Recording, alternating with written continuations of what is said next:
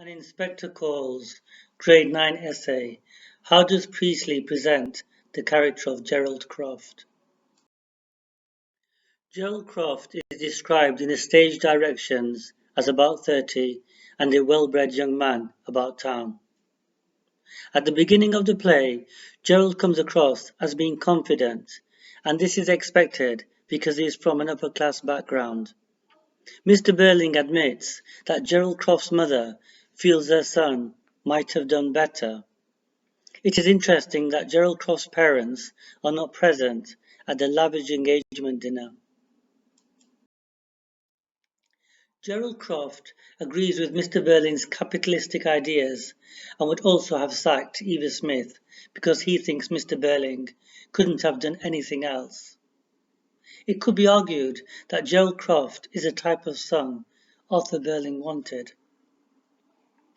At the start of the play, Gerald Croft assumes the inspector will not question him and confidently declares that, "I don't come into this suicide business."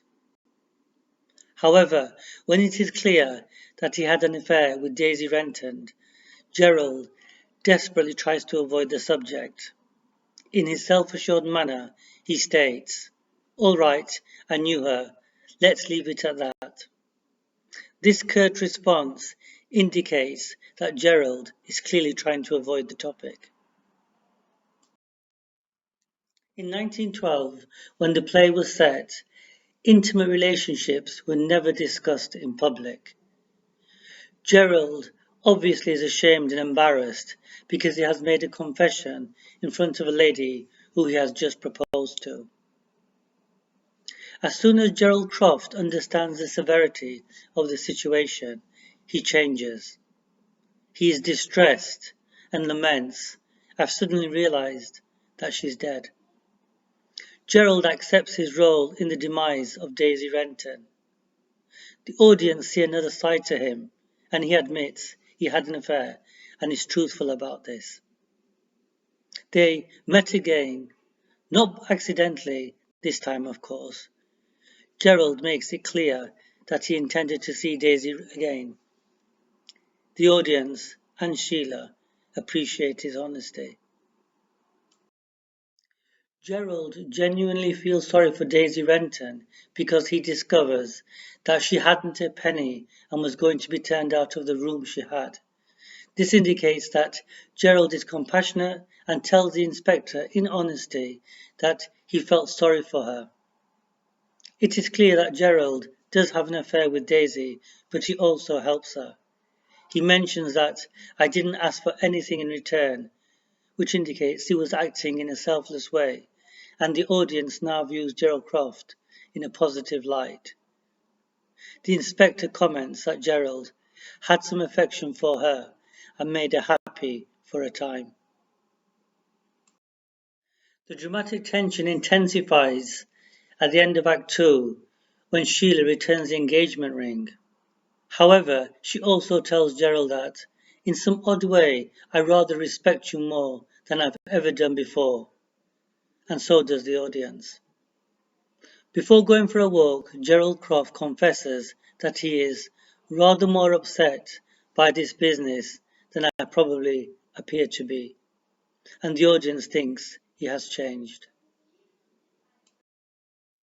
When Gerald returns in Act 3 with the startling revelation that the inspector was an imposter, he returns to his former ways. He even tells Sheila that everything's all right now and offers back the engagement ring. Gerald does not change, so it is clear that the inspector had no impact on him. Sheila wants Gerald to change his attitude and accept responsibility for his actions. He seems to have quickly forgotten how badly he treated Daisy Renton. When Sheila declares they all drove Eva Smith to her death, Gerald replies, "Did we? Who say so?" Gerald Croft represents the upper class and J.B. Priestley uses this character to expose their weaknesses despite their privileged position in society.